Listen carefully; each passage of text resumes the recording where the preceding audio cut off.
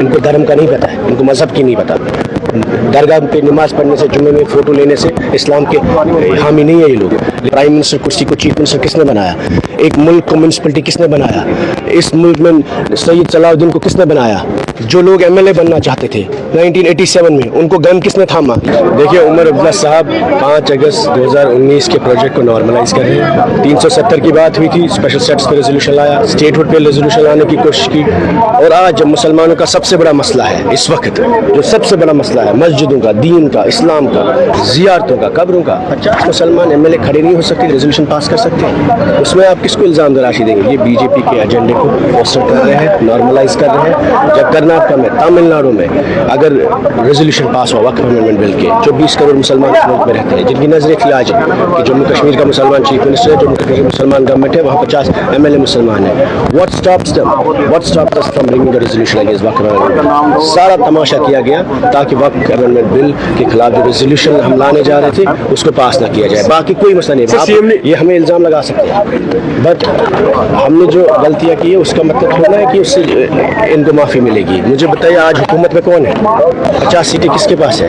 What stops Omar Abdullah صاحب from answering کہ انہوں نے ریزولوشن وقف امینڈمنٹ بل کے خلاف کیوں نہیں لایا؟ مجھے 100 سالوں کے بعد، 1000 سالوں کے بعد آج مسلمانوں سے ان کی قبریں، ان کی زیارتیں، ان کی مسجدوں کا کنٹرول چھینا جا رہا ہے.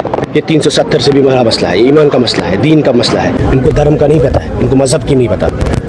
درگاہ پہ نماز پڑھنے سے، جمعے میں فوٹو لینے سے اسلام کے حامی نہیں ہے یہ لوگ.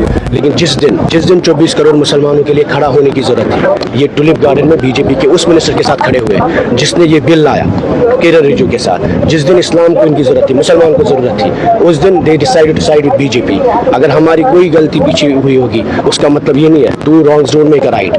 دا most important issue in the history of Indian Muslims is this day, this bill which has been brought together, and history will decide which people sided with whom. They decided to side with Kiran Rijiju on the day when the Waqf Amendment Bill order was passed. جس دن وقف amendment بل آیا، مسلمانوں کے خلاف، ان کی وراثتوں کے خلاف، ان کی مسجدوں کے خلاف، ان کی درگاہوں کے خلاف، اس دن یہ ہاؤس میں نہیں رہے. اس دن یہ 50 لوگ یہاں پہ تماشا کرتے رہے اور ان کے چیف منسٹر، ان کے پارٹی کے پیٹرن، ان کے ministers, they were hosting red carpet for the BJP leaders, BJP minority minister who tabled the bill against Muslims in the parliament. Unfortunately کوئی جوازیت نہیں ہے اس ہاؤس نے. This is the biggest disappointment, that biggest sense of defeat that they are sending the message they are sending to the Indian Muslims کہ آپ Kashmiri normalise کر رہے ہیں، اس کو کشمیری مسلمان نارملائز کریے، آپ بھی کریے. اصل سی ایم نے کہا کہ 2016 میں جن لوگوں نے قتل عام کیا وہ اب معافی بھی اس پہ نہیں مانگ رہے ہیں. ڈائریکٹلی انہوں نے 1 لاکھ لوگ ہم نے مارے جموں کشمیر میں 1987 سے لے کر الحاق سے لے کر آج تک. پرائم منسٹر کرسی کو چیف منسٹر کس نے بنایا؟ ایک ملک کو میونسپلٹی کس نے بنایا؟ اس ملک میں سید صلاح الدین کو کس نے بنایا؟ جو لوگ ایم ایل اے بننا چاہتے تھے 1987 میں، ان کو گن کس نے تھاما؟ یاسین ملک کو کس نے، افضل گورو کو پھانسی کس نے دی، اور مقبول بٹ کو کس نے پھانسی دی؟ 1 لاکھ لوگ کس نے گن اٹھایا؟ کس نے قتل کیا؟ کس نے ٹاسک فورس بنایا؟ کس نے اخوان بنایا؟ کس نے ایس او جی بنایا؟ ان باتوں پہ الزام تراشی ہمیں نہیں کرنی تھی، لیکن مدعا مسلمانوں کا ہے، مدعا اسلام کا ہے، مدعا مسجدوں کا ہے، مدعا زیارتوں کا ہے. اس وقت جب 24 کروڑ مسلمان پورے ملک میں پریشان تھے اور جموں کشمیر کی طرف نظر دے رہے تھے کہ شاید کشمیر کا مسلمان کوئی پیغام دے گا ان کے لیے، they made them to surrender. This house is normalizing everything that BJP wants to do. This house has refused to stand with the Muslims of India. This house has refused to stand for the mosques of India. This house has refused to stand for the awqafs of India. This house has decided to support BJP. The day Umar Abdullah should have been in this house supporting our resolution which was against the BJP's amendment. He decided to side with Kiran Rijiju who tabled the bill in the Parliament of India. 2016 میں کیا ہوا اس کا مطلب یہ نہیں ہے two wrongs do not make a right. 2010 میں کیا ہوا ہم بھی بتا سکتے ہیں افضل گورو کو کس نے پھانسی دی اور کب دی. ہم بھی بتا سکتے ہیں مقبول بٹ کو کس نے پھانسی دی. ہم بھی بتا سکتے ہیں اخوان کس نے بنایا، ٹاسک فورس کس نے بنایا، ایس او جی کس نے بنایا.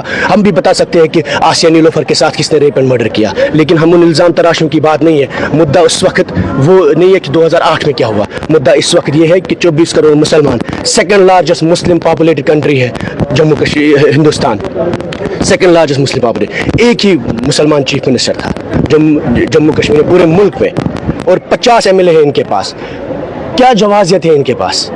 2016 की जवाज़ें थे, 2010 की, 2002 की, 87 की, इनके पास क्या जवाज़ें थे? They refuse to pass a resolution against the बीजेपीज Waqf amendment bill. कल जब आपकी मस्जिदों पर कब्जा होगा, कल जब आपकी ज़ियारतों पर कब्जा होगा, कल जब आपके कब्रिस्तानों पर कब्जा होगा, कल जब आपको अपने पुरखों कर ज़ियारतों पर नहीं जाने देंगे, उस वक्त ये हमें बोलेंगे कि हमारे पास रेजोल्यूशन लाने के लिए कानून नहीं था। किस कानून की बात कर? किस कानून के हिसाब से 5 अगस्त हुआ? किस कानून के हिसाब से 370 अबॉलिश किया गया? किस कानून के हिसाब से ये असेंबली चला रहे हैं? बीजेपी के एजेंडे को यहाँ हंगामे करने से वहाँ रेड कार्पेट दे रहे थे। ये जिस वक्त इनको मुसलमानों के साथ खड़ा होना था, they supported and hosted red carpet for the BJP MPs.